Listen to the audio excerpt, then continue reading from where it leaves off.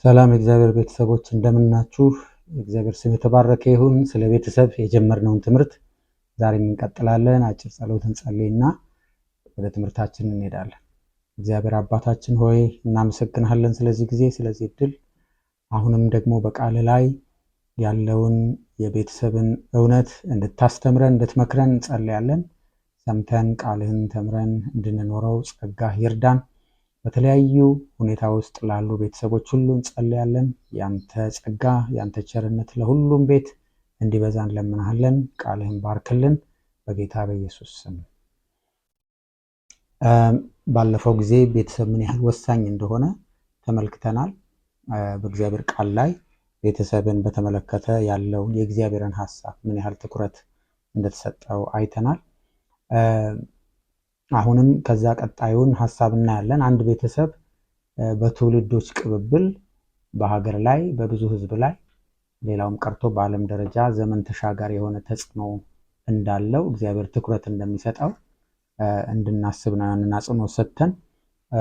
ስለዚህ ይሄ ትልቅ ትኩረት ያለው ከሆነ ሰይጣንም ያንን ነገር ለማበላሸት ሰዎች ቀለል አድርገው እንዲያዩት አንድ ቤተሰብ ምንም በዓለም ላይ በትውልድም ላይ ብዙ ተጽዕኖ እንደሌለው እንድናስብ፣ ጊዜያዊውን ብቻ እንድናስብ የማታለል ስራውን ይሰራል፣ ለማፍረስም ይተጋል እና ቁጥር አንድ የሰይጣን ዓላማ ቤተሰብን ማዳከም፣ ቤተሰብን ማፍረስ፣ ይህንን ተቋም መጉዳት ነው። ስለዚህ የእግዚአብሔር ቃል ላይ ያለውን ነገር በደንብ ልናስብ፣ ልናሰላስለው፣ ተገቢውን ትኩረትና ጥንቃቄ ለቤተሰብ ልናደርግ ይገባናል እና ከፍተኛውን ቅድሚያ በሁሉ ደረጃ አሁን ባለው ሁኔታ ትኩረት እየተሰጠ ነው፣ ግን በበቂ ሁኔታ አይደለም። መጽሐፍ ቅዱስ ከሚሰጠው ትኩረት አንጻር ሲታይ፣ እግዚአብሔር ከሚሰጠው ትኩረት አንጻር ሲታይ ውጤቱ ቶሎ ስለማይታይ በቂ ትኩረት እንደተሰጠው አላስብም እና በቂ ትኩረት እንድንሰጠው በእግዚአብሔር ቃል ላይ አሁንም ያለውን እናያለን። 5 ነጥቦችን እናያለን በዚህ ትምህርታችን። አንደኛ፣ ለልጆች ትኩረት እንድንሰጥ ታዘናል። ለቀጣዩ ትውልድ ብዙ ጊዜ አሁን ላለን ችግር፣ አሁን ላለን ሁኔታ፣ አሁን ላለን ነገር ብዙ እናስባለን፣ ግን ለቀጣዩ ትውልድ እኛ ካለፍን በኋላ ለሚሆነው ብዙ ትኩረት ያለመስጠት ዝንባሌ ይታያል። ስለዚህ ለልጆች ትኩረት እንድንሰጥ እግዚአብሔር ያዘናል። ይሄ እንግዲህ የሚደረገው በቤተሰብ ውስጥ ነው። በዘዳግም መጽሐፍ ምዕራፍ 6 ከቁጥር 6 እስከ 9 ባለው ክፍል ላይ እንደዚህ ይላል።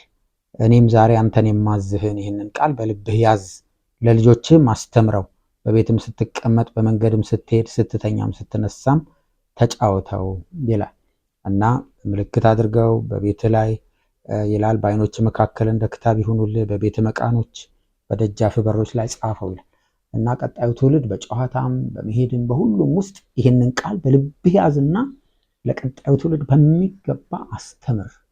ይሄ በዋነኛነት ለልጆች ነው የተሰጠው። ብዙ ጊዜ የልጆችን ባህሪ፣ ስነ ምግባር፣ እግዚአብሔርን እንዲፈሩ፣ ቃሉን እንዲያምኑ ቤተክርስቲያንን፣ ፓስተሮችን፣ አገልጋዮችን፣ ቄሶችን ኃላፊነት እንዳለባቸው እናስባለን። ግን በብሉይ ኪዳንም ሆነ በአዲስ ኪዳን የመጀመሪያውን ኃላፊነት የሚሰጠው እግዚአብሔር ለወላጆች ነው።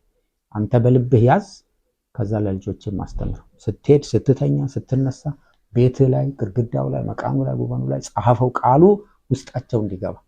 እንግዲህ እስቲ አሁን እንመልከት። ብዙ ሚዲያ ያለበት ዘመን ነው። በልጆች ላይ ብዙ የሆነ የተሳሳቱ አስተሳሰቦች፣ የተሳሳቱ ፍልስፍናዎች ይጫናሉ። ግን ቀድመን በልጆቻችን ላይ እግዚአብሔርን ቃል እንድናስተምር እግዚአብሔር ዘላለማዊ ቃል ያዘናል። ስለዚህ ቤት ውስጥ ትኩረት ይሰጥ ለልጆች እግዚአብሔርን ቃል ለማስተማር፣ እውነትን ለመናገር መጀመሪያ እኛ በልባችን መያዝ አለብን። ከዛ ለልጆቻችን ደግሞ ልናስተላልፍላቸው ይገባል። የኛ ኃላፊነት እንደሆነ ማሰብ። ሁለተኛው የምናየው በእግዚአብሔር ቃል ላይ ልጅን ሁሉ የሚሄድበትን መንገድ የማስተማር ኃላፊነት ተሰጥቶናል። ለሁላችን ደግሞ በጠቅላላ ለልጅህ ይህንን የእግዚአብሔርን ቃል በልብህ ያዝ የማዝህን ለልጆችህም ብሎ በግል ለወለድናቸው ልጆች ይናገራል። ከዛ ደግሞ ምሳሌ 22:6 ላይ ልጅን በሚሄድበት መንገድ ምራው፣ በሸመገለም ጊዜ ከእርሱ ፈቀቅ አይልም ይላል። ልጅ የሌለን ሰዎች አለን፣ ያሳደግን አለን፣ አያቶች ይሆናለን። እንደ ማህበረሰብ የኛ ልጆች ኃላፊነታችን ናቸው። ግን የኛ ልጆች ብቻ አይደሉም ኃላፊነታችን። በእግዚአብሔር ቃል አንጻር ስናይ ለሁሉም ሰው ያዘዘው ልጅህን ብሎ ነው። ምሳሌ 22:6 ላይ ብዙ ሰው የሚያነባው ግን ልጅን ነው የሚለው። ልጅህን የግል ልጅህን ብቻ ሳይሆን ማንኛውንም ልጅ በሚሄድበት መንገድ ምራው፣ በሸመገለም ጊዜ ከእርሱ ፈቀቅ አይልም። ስለዚህ ትክክለኛውን መንገድ ያልተከተለ ትውልድ ካለ፣ ወጣት ካለ ያ ጥፋት ያለፈው ትውልድ የሚሄድበትን መንገድ ያለመምራት ውጤት ነው ማለት ነው። ስለዚህ ልጅን ሁሉ ትኩረት ሰጠን ሁላችንም እንደ ማህበረሰብ፣ ሁላችንም እንደ ሀገር፣ እንደ ቤተክርስቲያን የሚሄዱበትን መንገድ መምራት፣ ከዛ በሚሸመግሉበት ጊዜ በሚያድጉበት ጊዜ ያንን መንገድ ተከትለው እንዲሄዱ በአግባቡ ልንመራቸው እንደሚገባ ትእዛዝ ይሰጠናል። ይሄንን በተገቢው መንገድ መወጣት እና ቸል ይባላል ብዙ ጊዜ። ይሄን ግን ማድረግ እንደሌለብን ትኩረት ሰጥተን መንገዱን የቀጣዩን ትውልድ መንገድ ማስተማር የኛ ስራ እንደሆነ የእግዚአብሔር ቃል ያሳየናል። በያዕቆብ መልእክት ምዕራፍ 1 ቁጥር 27 ላይ ንጹህ የሆነ ነውርም የሌለበት አምልኮ በእግዚአብሔር አብ ዘንድ ይህ ነው፣ ወላጆች የሌላቸው ልጆች ባልቴቶችን በመከራቸው መጠየቅ፣ በዓለምም ከሚገኝ እድፍ ሰውነቱን መጠበቅ ነው ይላል። ወላጅ የሌላቸው ልጆች አሉ፣ ቤተሰባቸውን ያጡ በተለያየ ችግር። እነዛን ተጎጂ የሆኑ ልጆችን ጠላት እንዳይጠቀምባቸው፣ ወደ ክፉ መንገድ እንዳይመራቸው ለሁሉም ሰው እውነተኛ አምልኮ፣ እኔን ማምለካችሁን የምታሳዩት አምልኳችሁ የሚገለጠው እነዚህን ወላጆቻቸውን ያጡና ተገቢውን መንገድ ሊያሳዩቸው የማይችሉ ሊንከባከቧቸው የማይችሉት ልጆች ፈልጋችሁ በመንከባከብ መንገዱን በመምራት በማሳደግ እኔን ታመልኩኛላችሁ ብሎ እውነተኛ አምልኮ ያ እንደሆነ ይናገራል። ምን ያህል ይህንን ትኩረት እንሰጠዋለን? የሆነ የኤንጂኦ ወይም የበጎ አድራጊዎች የተወሰኑ ሰዎች ስራ አድርገን የምናይ በጣም ብዙዎች ነው። ግን ይሄ የቤተክርስቲያን ስራ ነው፣ የአምልኳችን ዋና አካል። ስለዚህ ይህን ቸል ካልን ጠላት በዚህ ሁኔታ ውስጥ በገቡ ልጆች፣ ወላጆቻቸውን ባጡ ልጆች ሌላ መንገድ ያዘጋጅና ቀጣዩን ትውልድ የሚበላሽበትን ነገር ይሰራል ማለት ነው። ስለዚህ ተገቢውን ትኩረት ለቤተሰብ ስንሰጥ ለገዛ ልጆቻችን፣ ከዛም ደግሞ ለልጅ ሁሉ በተለይም ደግሞ ወላጆቻቸው ላጡ ልጆች ተገቢውን ትኩረት እንድንሰጥ የእግዚአብሔር ቃል ያዘናል ማለት ነው። ምን ያህል ትኩረት እንሰጣለን? ምን ያህል ቦታ እንሰጠዋለን? እንደ ቤተክርስቲያን ምን ያህል ይህንን እናስበዋለን? ይሄ ኃላፊነታችን እንደሆነ የቤተሰብ ጉዳይ በእግዚአብሔር ቃል ላይ አምልኳችን እንደሆነ በግልጽ ተነግሮናል። ቸል ልንለው አንችልም ማለት ነው። ሶስተኛው ነገር ለቀጣዩ ትውልድ ከቤት ጀምሮ እግዚአብሔርን እንዲያውቁ ካላደረግን ቀጣዩ ትውልድ ይበላሻል። ይህንንም በመሳፍንት መጽሐፈ መሳፍንት ላይ ምዕራፍ 2 በእስራኤል ታሪክ ላይ የተከናወነውን ነገር ይናገራል። ምዕራፍ 2 ከቁጥር 10 እስከ 11 ላይ ትውልድ ሁሉ ደግሞ ወደ አባቶቻቸው ተከማቹ፣ ከነዚያም በኋላ እግዚአብሔርን ለእስራኤልም ያደረገውን ስራ ያላወቀ ሌላ ትውልድ ተነሳ፣ የእስራኤልም ልጆች በእግዚአብሔር ፊት ክፉ የሆነውን ነገር አደረጉ፣ በአሌምንም አመለኩ ይላል። እንግዲህ ያ ትውልድ ወደ አባቶቹ ሲከማች፣ በኢያሱ ዘመን የነበረው ትውልድ ብዙ ነገር፣ ብዙ ታምራት፣ ብዙ ድንቆችን ያየው በአይኖቹ የእግዚአብሔርን እጅ ያየው ትውልድ ሲያልፍ ወደ አባቶቹ ሲከማች፣ እንግዲህ ሁላችን ቋሚ አይደለንም፣ ትውልድ ይሄዳል። አይምሯችን ሁልጊዜ ዘላለማዊ ስለሆነ የምናልፍ አይመስለንም፣ ግን ሁላችን እናልፋለን፣ እድሜያችን ያልፋል። ከዛ አዲስ ጀነሬሽን፣ አዲስ ትውልድ ይመጣል። ስለዚህ ይሄ የትውልድ ለውጥ በሚሆንበት ጊዜ እኛ አጠናቀም በምንሄድበት ጊዜ ውጤቱን አሁን ላናየው እንችላለን።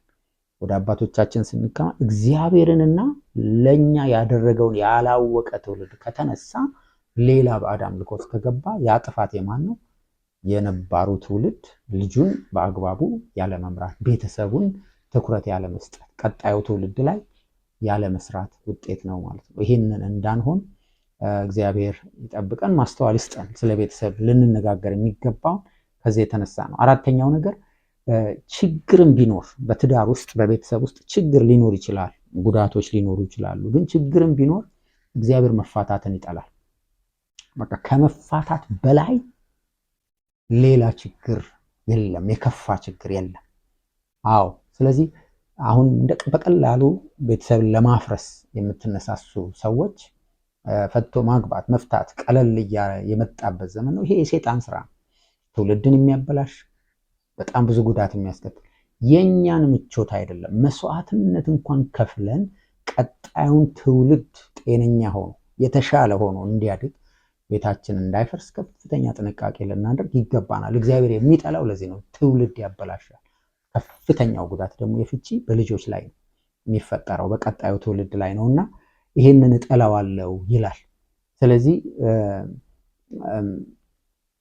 ትውልድን የሚያፈርስ ተቋሙ ትውልድን የሚገነባ ስለሆነ ያ ተቋም ሲፈርስ፣ ያ በፍቺ ሲደመደም ትውልዱ ይበላሻል ማለት ነው። ስለዚህ ትውልድ ሲፈርስ የትውልድ ተቋም ፈረሰ ማለት ነው። ቤተሰብ ሲፈርስ፣ ትዳር ሲፈርስ፣ ትምህርት ቤት ከሚፈርስ ክፉ ወይም ሰነፍ አስተማሪ ወይም አስቸጋሪ አስተማሪ እና ተማሪ ቢኖር ይሻላል።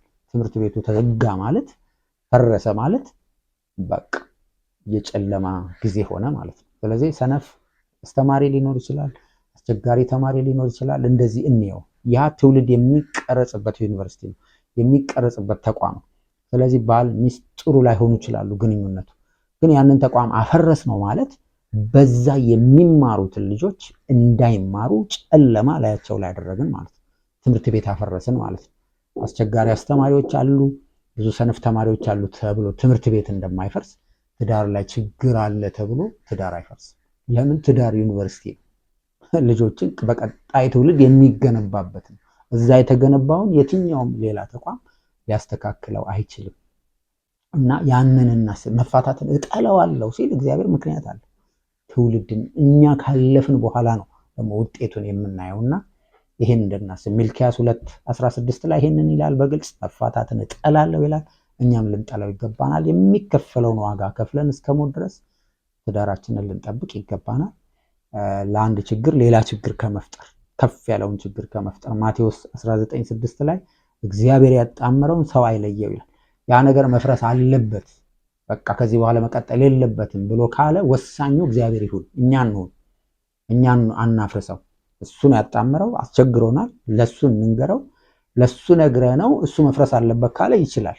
እሱ ሊያፈርሰው ይችላል፣ አንዱን ሊወስደው ይችላል፣ አዲስ ሊገነባ ይችላል። እኛ ግን እግዚአብሔር ያጣመረውን እኛ እንችላለን ብለን መፍትሄ ያለን ብለን ካፈረስን ጄኔሬሽንን ትውልድ ላይ የሚሆን ትልቅ ችግር እንፈጥራለን ማለት ነው።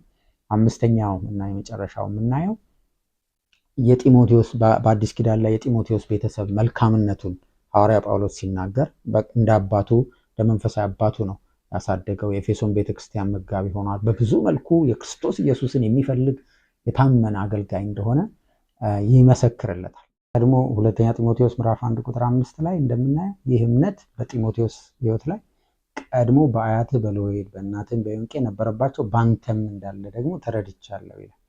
ስለዚህ በዚህ ቤተሰብ ውስጥ በአያቱ በእናቱ ከዛ ደግሞ በልጁ በተከታታይ ትውልዶች በሶስት ትውልዶች ውስጥ የእግዚአብሔርን ቃል ግብዝነት የሌለበትን እምነትን እንዲከተል ያስተምሩት እንደነበረ እናያለንና ለቤተሰብ ትኩረት መስጠት እንደሚገባን እነዚህ የእግዚአብሔር ቃል ክፍሎች ያሳስቡናል። እኛም ተገቢውን ትኩረት እንስጠው።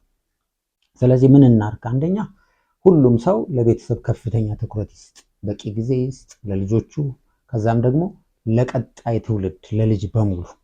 ሁለተኛ ትዳር የመሰረትን ሰዎች ለቤታችን ትልቅ ስፍራ እንስጥ። ትልቅ ተቋም፣ ትልቅ ዩኒቨርሲቲ፣ ትልቅ ቀጣይ ትውልድ የሚሰራበት አገር የሚሰራበት እንደሆነ አስበን በቂ ገንዘብ፣ በቂ ትኩረት፣ በቂ ክትትል፣ ጸሎት ያስፈልገዋል። ያንን እናድርግ።